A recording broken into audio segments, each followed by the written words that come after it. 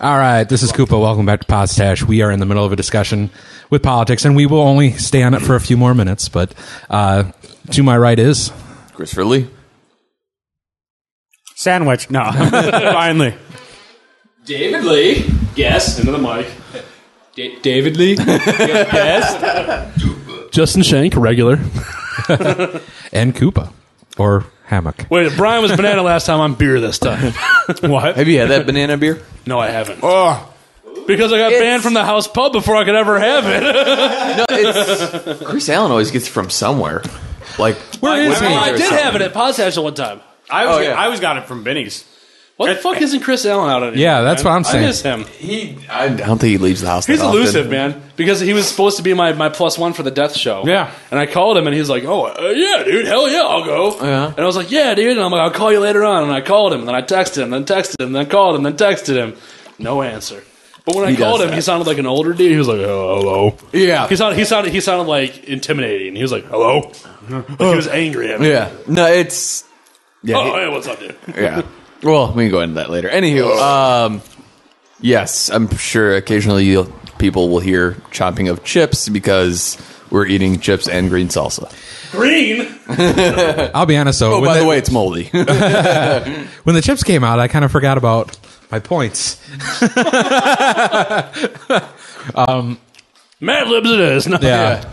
I don't know. We go to the next question, I guess. So, does anybody else have? No, because I remember it was just about like politics, and I think we're talking about how banks are messed up, and And then I was saying...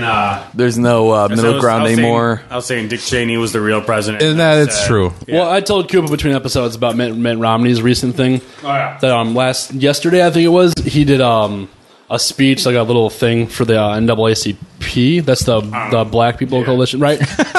That's awful. Well, no, that's what African American something like that. He did a speech to like them, and his speech was like going pretty well, I guess. But like there was a lot of timid applause, like all right, Yeah.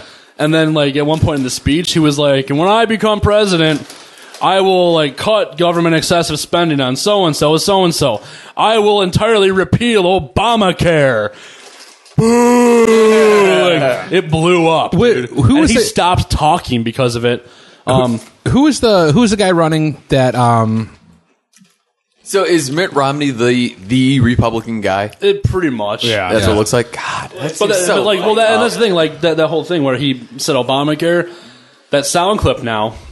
There's a talk that either A, he was just saying what he's going to do, and he got booed, and there's the B thought that he said that specifically to get boos from African Americans. So he gets cheers from white people. Exactly. So he gets more cheers from the rich white folk, which is kind of fucked up. And like, and I hadn't even realized this perspective until the other day. Yeah. But I saw it was like a little fucking political cartoon I saw, and it was like, what if this? And it was a guy plastering an ad on a wall for like, vote Joe so and so campaign money went towards this, and it's a bunch of guys working, like making like what if that $35 million that Romney got the other day actually went towards the goddamn country and went back into the infrastructure of this country to create jobs, to make more things logical. Yeah, we as a nation. We really need to put like a salary cap on how much they can spend on campaigns, and then anything else more they make, they like donate to charity Super in the name PACs, of bro. the candidate, Right. or something. Well, right, but you're So already, it's like they're spending like millions and 35 billions. million. It was 35 Yeah. million in like a week he got or some shit. Which from is the like- super And that was PACs. like a record or something like Yeah, that. and then So that's outrageous. so if It's we- an outrageous amount of money. If we just say at the beginning of the election year, like, hey, you can each spend 5 million, 10 million, and then everything else is just donated in your name, that's like the country would be so much better off. well, yeah, but they'll never ever do that.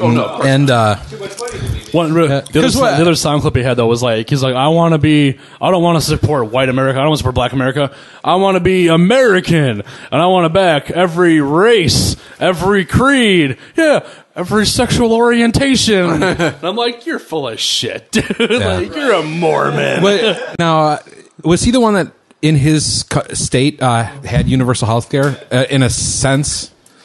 Ooh, Romney? Yeah, Maybe. or was that Gingrich? One of the candidates that was Republican had set up a healthcare system in his own state, and it was succeeding, and it was very Obamacare style. It was.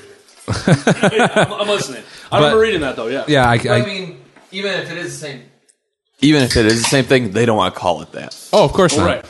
Well, and that's the thing too. When he called it Obamacare like that, a lot of the criticism that came from the booze was people saying like, he's like, Obamacare, it's not Obamacare. It's a healthcare reform bill. Mm-hmm. He could have said, I'm going to repeal this healthcare reform bill. Mm-hmm. By calling it Obamacare, it was a direct attack on the president, who is, he is, half white and half black, I believe, from listening to the NPR today.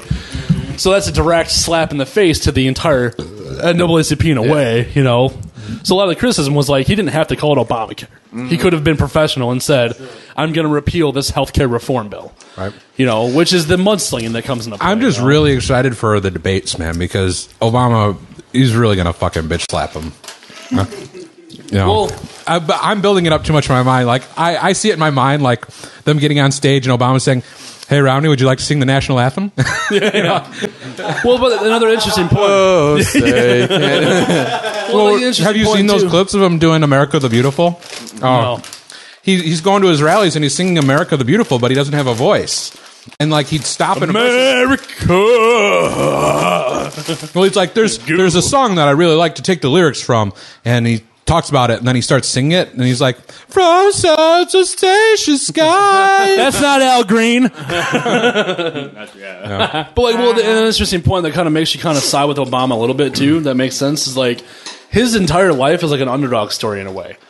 If you look at his history, Obama. His dad was a black guy from Kenya. His mom was, I believe, a white guy from His mom was a white guy from Kansas. White chick from Kansas. But he came from this upbringing. That was a rough upbringing. He got to go around a lot, but his dad was an alcoholic. So Obama is off the bat. He's half white, half black, which is in demographically speaking, like not demographically, in the country is kind of a weird place where people like kind of shun you for your race, So he's got that against him. His dad was an alcoholic who wasn't in his life at all.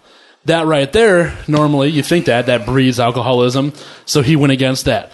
His mom was never around. He went against that. So it's this weird underdog story where he went on to actually become like completely against the fold, which is like the thing of a sympathy stories, but it is interesting to think of it that way. It's like, holy shit, this guy truly came from like kind of an underdog story in a lot of ways. Well, and there's two things. Obama was a community guy. He was a community organizer. Well, Romney's job, the way he made his money was he was a company that bought up smaller companies, bankrupted them, and made a profit. Yep. And that's what that gig was. And he also makes $50,000 a day. Yeah. I'm not against people making that money because he's making his money work for him. Making it in the right way. Well, he's making his money work for him, and I understand that. But what is that horse competition? But you also can't come back to me and say you're going to be for the middle class because you don't know what that is. Well, and that's the other point I heard where they're saying a lot of the ads against Romney are, look how much money he makes. Mm-hmm. Yeah. So it's that they were saying it's going to be taken by these attack ads or these ads. Like Romney doesn't get how it is to be like pouring in the middle class. They were saying people are going to take it one of two ways, which makes sense. They're going to take it either one way, which is, why are they attacking him for doing good with his life? Why are they attacking him for making money and being good at what he does? Yeah. B is, they should be attacking him because he doesn't understand what it's like to be a fucking middle-class factory worker. Right. So it's this weird split in the fold that you get from America is extremely divided. You know what I mean? Absolutely. And it's gonna change because there's no Republican Democrat anymore. It's like I feel like the whole spectrum has shifted. You know what I mean? Dustin gave me a good example. He says, get rid of Republican and Democrat and put socialism and fascism. Oh, shit. And that's really where it's at. Shit, yeah. I just wish we had a third candidate. We always do, but a prevalent one. They don't have $35 million back. Yeah. Hey. Well, that's the thing too. Is like if how much money does Ventura have? Hello. I'd vote for Jesse. Senor Ventura for president. That's why I represent the conspiracy that's party. interesting. If there was some type of cap on your fundraising and your money you can throw, that would honestly it would throw more people in the ring and give you more options for a president, which is the way it should be. You know, the other thing I wanted to bring up, because you brought this up a little bit earlier, Reagan. Supreme. And even Obama likes Reagan. I don't understand why people like Reagan. There's two big things. One is, well, three. He's a puppet. He always has been a puppet. He deregulated everything. It's where we're at today. Yeah. And then AIDS. He ignored AIDS for like 5 years. Yeah. He had AIDS. Political AIDS. Mr. Gorbachev, tear down this wall. Stop. Well, I remember there was like a really like small period of time where they were talking about Ron Paul and Jesse Ventura like running together. God, that would have been so magical, dude. Things I would vote for, right? Henry Rollins and Jon Stewart. I would vote for that in a heartbeat. Yeah. Dude, I would volunteer for that shit. Oh, yeah, right? B, Randy Blythe for president. Well, come on, man. He's awesome. The other thing, too, I mean, like, isn't this, I mean, are you guys actively watching news anymore? Like, I have to turn it off. At PR, that's all I get my news from. I don't even have Facebook anymore. Yeah. I was wondering about that. Why do you have Facebook anymore? You don't need it. You really don't. Yeah. You really don't like gain anything from it, other than pictures of clouds when there's a nice sunset. bitches in bikinis. Well, yeah. There's 3 other people though. The reason it exists. Oh, dude, it was the funniest fucking moment. And my Stitcher fucked up on the first episode of the After Dark Podstache on Monday, and it was like doing like a skip thing, you know? And it was right when you were saying poo. It was like poo, poo, poo, poo, poo, poo, poo. And I couldn't get it to stop. Oh, that's funny. And every time it hit that exact moment, it would do it over and over again. Weird. So I'd be like, well, maybe I'll rewind it to buffer a little bit again. No. Minute of play, I'd be like, we've done a half an hour about poo, poo, poo, poo. It was fucking, yeah. My laptop, I started doing that. When I have like, when it says like 10 minutes left of battery, like the audio will just start like skipping. Yeah. So it just basically sounds like a dubstep remix of whatever I'm doing. Podstep. Dubstache. All right. Dubstache. What's the next question? Yeah, holy shit. I like turtles. I like turtles. To those who, this is the question from Reddit. To those of you who habitually look into other people's cars to see what they're doing during traffic, what's the weirdest, craziest, sexiest thing you've ever caught someone doing while staring into their car during traffic? I don't do that too much because I drive a small car, so I can't really see into too many cars. Yeah. See, I have 2 good stories. Do you have anything? Yeah, I mean, I've caught like you said, sexy. Weird, crazy, sexy. I'm like nose picking isn't sexy. Well, while you think, I'll tell my 2 stories. Yeah. One was I was on 72. You know, basically going from Elgin to Hampshire. Yeah. And I'm driving, and at one point, like, I just see this, like, older woman, right? Like, probably in her middle age, maybe a little bit older. And at first, I just see her, like, mouthing words very, like, drastically. So I was like, oh, man. And she's kind of riding on my ass. I was like, oh, man, I wonder if she's pissed about something. You know, even though I'm going above the speed limit, I don't know, like, maybe she's pissed or something. So I'm just kind of driving. I'm like occasionally just like looking at her, just kind of like mouthing these words. And then sure enough, I look back and she's just doing this. So I guess she was just like rocking out to some like aerobic song or something. For those who can't see, Chris It's like is Taibo. basically he's like doing like air karate, punch, Taibo, Taekwondo. So, but that's like she like drove for a long time doing that. I was like, what the fuck's going on? And then the other story was just a few days ago. I went to Meijer to pick up food or whatever in South Elgin. And as I was getting ready to leave, you know, I get in my car. And as I'm getting in my car, this like red pickup truck kind of like pulls up like behind me and to the right. And, you know, I start my car, turn on the lights. And, you know, but this truck is still there. It's still running and the lights are on. So I was like, oh, well, you know, I don't know if I should pull out because I don't know if maybe they're pulling through or something, you know, just being overly cautious and stuff. So, you know, I'm just kind of sitting there. I was like, well, are they going or are they not going? So I look back to see, like, you know, what the hell they're doing. And sure enough, it's this couple that's like full on like macking like in the seat. So just like, that kind of like, it's not a driving story, but it was on the train. You were there for the Zombie March last year. We were on the train home from Chicago on the Zombie March, and we're in the top row, you know, and we're sitting there. I've never sat upstairs. It's all right. How is it? You put your feet up, so it's okay. Yeah, I'll get up there. But we're sitting up there, and there's this older couple, middle-aged couple, and they're fucking going at it, like making out. You can tell they're drunk, like groping, making out. And the train, he's not the conductor, but the guy that comes and collects your money or whatever. He comes just has over. a stick. Hey, stop it. Well, no, stop it. No, he Stop comes it. over and he was giving us like kind of a hard time. He's like, "Hey guys, just stop swearing so much because you're talking loud." We're like, sorry. And then he comes up again and says it, and I'm just like, "What about those two?" And he's like, "Oh man." And he's like, "Hold on." And he walks over to him, and he looks at him. And this is one of my prouder moments of responses to things that people have done. The guy looks at the two, and he's like, "Hey, how far are you guys going?" And I'm like, "All the way." You were there, right? Yeah. And everyone on the train's like, "Ah!" Yeah. Like the couple looks so embarrassed, dude. Like I was like, yes. I have two stories to add to this. One with the train. I remember we were all the way. I was proud of that moment. And this will relate to last episode. Since I wasn't there, I get to tell my poo story. No, dude, I remember we did something all day in the city, and I was with John and Nomi, and we had to catch a train, and we were like running late, and all of a sudden it was just like, I had to shit my brains out, dude. And that's what your body does. and like we were in line waiting to go, and I'm like, I'll be right back. I gotta run to the fucking bathroom. So I ran to the bathroom. What is it? Every stall is like a bum's been in it, throwing their fucking Jack Daniels and shit. And I'm like, I'm not shitting in there. Oh yeah. Yeah. And I'm so I end up on the train, and I'm sitting there, and I'm just like, like that position where you kind of just have to arc or like position your body, and you're like, this is terrible, but this is kind of I can tolerate this, until I just couldn't tolerate it anymore. And John was like, there's a bathroom on the train, right? I'm like, oh no, I didn't. Oh no! I jet into the bathroom, and it is a porta potty, man. So it's awful. You shouldn't really be doing anything besides peeing into that fucking thing. Yeah. But I didn't give a shit because I had to go. No pun intended. I run to the bathroom. I cut in front of somebody to get in there.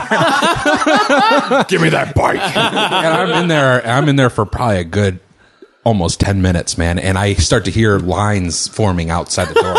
How do you hear? No, people are talking. in there. People are taking so long.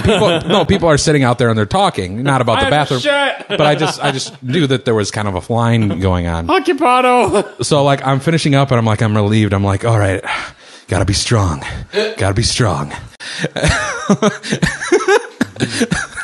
And I open the door, and as soon as I open the door, the guy that was talking the loudest like looks at me because he's going in next. And I just gave him this look like this. He said, "I saw that look. I know what you're doing." And I go, "Don't go in there." I walk out, and the whole line kind of starts laughing. See, the inverse would be that you were so nervous that you just stayed in there until your stop came up. Just like, well, I can't get out now.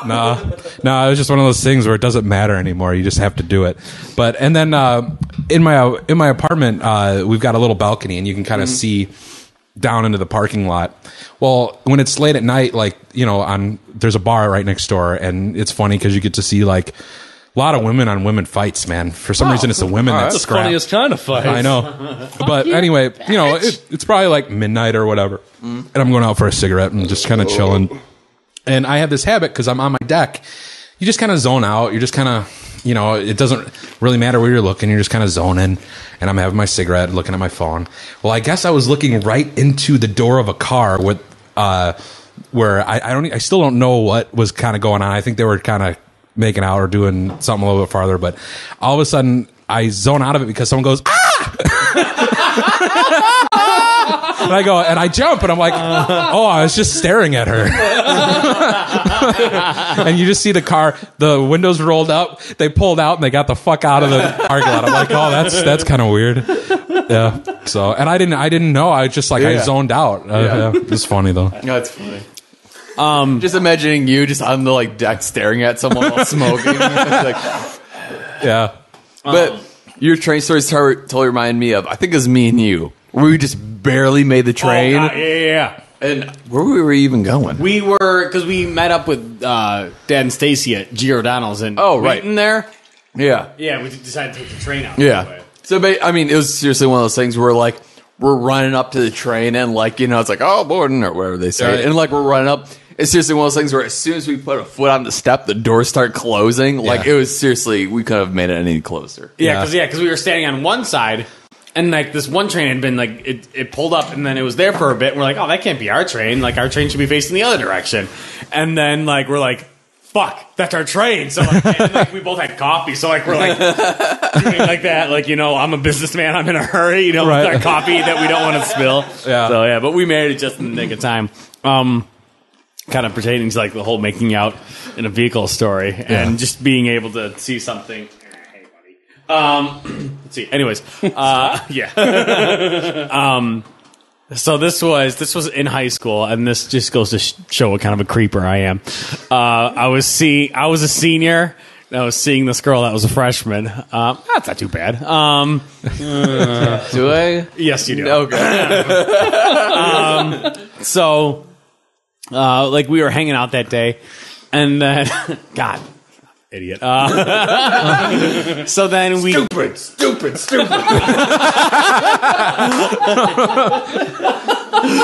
We should have video of just that. So then it's time, it's time for us to, time for me to drop... Oh, yeah. Never got to. All right, it's time to fuck.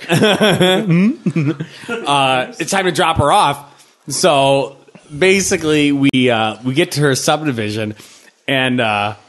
I pull over, and it's during the day. You know, you aren't being masked by the cover of night at all whatsoever.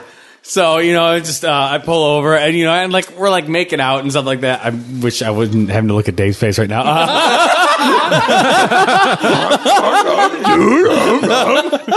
Go on. Continue. So basically, we're so like I pull over for so we can we're starting to make out and stuff like that. And I'm still in my driver's seat, and she's in the passenger seat, so obviously I want to make out with her, but not that much because I'm too lazy to get out of my chair, whatever. So we're making out. In the truck? Yeah, in the truck. That middle seat thing folds up. I did that. Okay. Yeah, I did that much. I'm a gentleman, sir. Class act, Lee. Yeah. And we're making out for a bit. And then all of a sudden, no, she looks up, and then she gets really wide-eyed, and I'm like, and I slowly look over, and there's her dad pulled up to us, right next to us in the car, and I look over, and I get all wide-eyed, and he just does. So for those who can't see, he points at her and then points in the car, like into the passenger seat. And I'm like, why don't you just walk home? And I'm like, oh. And then she's like, yeah, I think I need to go. I'm like, yeah. So she got in the car. The dad didn't even look at me. I'm just like, well, see you later. So pertaining to that, I have a good Your one. problem now. I have a good one pertaining to that one, and I have another one about the car, looking at other cars. Actually, I'll do that one because it's quick. Like 2 years ago, I was going to zombie prom. Wasn't dating Liz at the time, but we went with another date. And I was driving my car down the highway. We're on 90, headed to Chicago, and we're getting towards the city, so traffic's getting kind of close, And we see a cab, and this dude's sitting there like this, like waving his head side to side. I'm like, that guy's fucking wasted, man. And we're laughing, and then we're still behind him for a couple miles. And then we're both like, wow, that guy's fucking plastered. And then you see a girl's head pop up from the... And then he's just like this. Snaps up. And literally, he grabbed her head and put it back down. And I'm like, good for him. How does that cabbie feel? Yeah, there you go. Put it in your mouth. All the way to the base. No, pertaining to Brian's story, when I was in high school, again, I was dating a younger girl. And I was driving my Bronco, and obviously we couldn't do anything in anybody's house. Yeah. So we're driving, and I'm driving. I'm like, yeah, come on, come on. a little bit of that, whipped it out, and we're driving around, and it's cool. And at a certain point during this drive, let us smoke for this. This is one of my classier moments here. Yeah, there you go. There you go. Pull in more. Come on now. At a certain point in the drive, I realized my brakes weren't working. And I went to slow down for a turn, and I was like, oh shit. And I'm like, and she's like, take it easy. And I'm like, oh, sorry, I just wasn't watching the road. So I'm like, I drove around for at least like 10 more minutes with no brakes in downtown St. Charles until like I finished. And we finally pull up to her house, and I'm not stopping. And she's like, what's wrong? And I'm like, I'm about to tell you, I haven't had brakes for 20 minutes. And she's like, what? And I'm like, why didn't you stop it? I'm like, why would I stop you? Like, I can just picture you're driving and you're like, oh shit. She's like, yeah, you like that? Oh shit. Oh shit. Drive off like away. well, that turn, the first turn when I realized the brakes weren't working, I was going like 45. So I took a turn in the Bronco. Like in a Bronco. Yeah, so. Those don't like to tip over at all. No, not at all. But I mean, like, I wasn't even worried about the whole, like, penis mouth situation. I'm like, I'll just play it off cool. I'll just drive slow, you know? But, yeah, the drive after that sucked because she got out of the car, went in their house, and I called my mom, like, my brakes don't work. But then I had to drive all the way from the high school in St. Charles, that's where she lived, all the way across the river with no brakes. That was scary. Yeah. Because I had to use the e-brake the whole time. The e-brake doesn't stop you. It just slows you down a lot. So rolled through a couple reds. Well, Beard, ride back. Yeah.